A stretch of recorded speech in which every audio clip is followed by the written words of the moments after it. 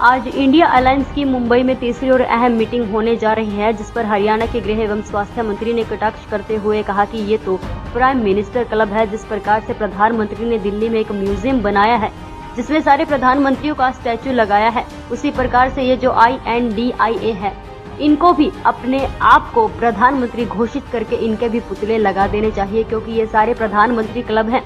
वहीं उन्होंने इसे पार्टी मानने से भी इनकार करते हुए इनको टी पार्टी बताया, जो दिन में लड़ लेते हैं प्रदेशों में जाकर और रातों को चाय पार्टी करते हैं। ये तो प्राइम मिनिस्टर क्लब है। जिस प्रकार से प्रधानमंत्री जी ने दिल्ली में एक म्यूजियम बनाया है जिसमें सारे प्रधानमंत्रियों का स्टैचू लगाया गया है, उसी प्रकार से ये जो I.N.D.I.A है, इनको भी अपना एक म्यूजियम बना के और अपने आप को प्रधानमंत्री घोषित करके इनके भी पुतले लगा देने चाहिए, क्योंकि ये सारे प्रधानमंत्रियों की क्लब है, प्रधानमंत्री क्लब। और ये तो पार्टी भी क्या, ये तो टी पार्टी है। दिन को ये लड़ लेते हैं अलग अलग प्रदेशों में जाके और रात को बैठ के चाय पी लेते हैं। प्रधानमंत्री द्वारा घरेलू सिलेंडर में 200 रुपए की छूट दिए जाने पर कांग्रेसी नेता रणदीप सिंह सुरजेवाला ने ट्वीट कर कहा था कि पहले लूटो फिर राहत दो। इस पर विज ने भड़कते हुए कहा था कि सुरजेवाला तो कुछ भी बोल देते हैं, क्योंकि तुमने तो 70 साल देश को लूटा ही है। कभी 2G घोटाला, कभी कॉमनवेल्थ घोटाला, घोटाले ही घोटाले हुए हैं, इसीलिए ये अपने जैसा ही समझते हैं। उन्होंने अपनी सरकार की तारीफ करते हुए कहा कि इस सरकार ने डिजिटल ट्रांजैक्शन जैसे डायरेक्ट खातों में बेनिफिट डाले।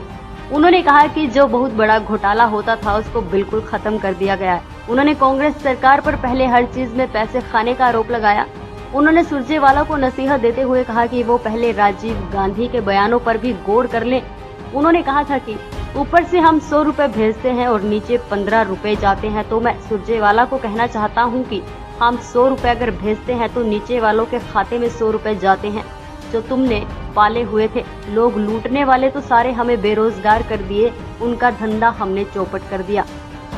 बात यह है, सुरजेवाला कुछ भी बोल देते हैं,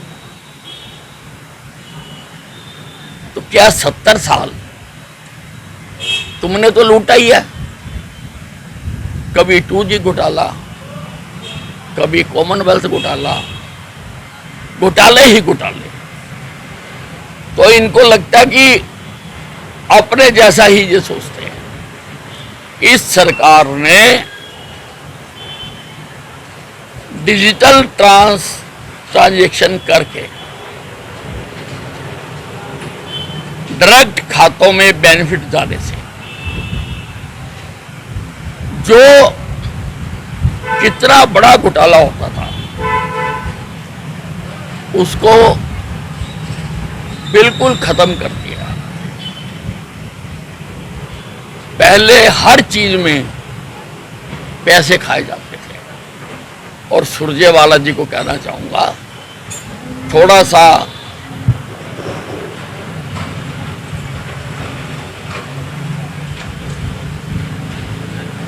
राजीव गांधी के बयानों पर भी गौर कर रहे हैं, जिन्होंने कहा था कि अगर हम 100 रुपया ऊपर से बेचते हैं तो नीचे 15 रुपये जाते हैं। मैं सुरजेवाला को बताना चाहता हूं, अब 100 रुपया अगर भेजा जाता है तो नीचे वाले के खाते में 100 रुपया ही जाता है। जो तुमने पाले हुए थे लोग लूट करने वाले, वो सब हमने बेरोजगार कर दिए, वो सारों का काम धंधा बंद कर दिया। वहीं मुख्यमंत्री भूपेंद्र सिंह हुड्डा ने बीजेपी सरकार में बेरोजगारी, महंगाई, भ्रष्टाचार और अपराध बढ़ाने का आरोप लगाया, जिस पर गृह मंत्री अनिल विज ने तीखी प्रतिक्रिया देते हुए कहा कि मैंने विधानसभा में भी हुड्डा को पूरा डाटा बताकर दिखाया था कि आपके राज में, हमारे राज में अपराध कम हुए हैं। उन्होंने कहा कि एक अंतर और भी है। पहले महिला को एफआईआर दर्ज कराने के लिए डीजीपी के दफ्तर में जाकर आग लगानी पड़ती थी। उन्होंने कहा कि हमारे राज्य में हर आदमी की एफआईआर दर्ज की जाती है। उन्होंने कहा कि पहले ऊपर से एसएचओ को कहा जाता था कि जो भी एफआईआर कम दर्ज कराएगा उसकी पीठ थपथपाई जाती थी। उन्होंने कहा कि हमारे राज्य में मैंने खुले आदेश दे रखे थे कि हर आदमी को अपनी एफआईआर दर्ज कराने का अधिकार है। उन्होंने कहा कि इन्वेस्टिगेशन के बाद अगर वो झूठी पाई जाती है तो उसके खिलाफ भी कार्यवाही की जाएगी। मैंने कई बार हुड्डा जी को विधानसभा में भी पूरा डाटा बताकर दिखाकर बताया है कि आपके राज्य से हमारे राज्य में अपराध कम हुए। एक अंतर और भी है, कांग्रेस के राज में एफआईआर दर्ज करवाने के लिए महिला को डीजीपी के दफ्तर में जाके आग लगानी पड़ती थी। हमारे राज्य में हर आदमी की एफआईआर दर्ज की जाती। पहले ऊपर से आदेश थे कि जो एसएचओ कम से कम एफआईआर दर्ज करेगा उसकी पीठ थपथपाएगी। हमारे राज्य में मैंने खुले आदेश दे रखे हैं कि हर आदमी को अपनी एफआईआर कराने का दर्ज है, अधिकार है। इन्वेस्टिगेशन के बाद अगर वो झूठी पाई जाती है तो झूठ के खिलाफ भी जो एग्रीव्ड है वो 182 में कार्रवाई कर सकता है।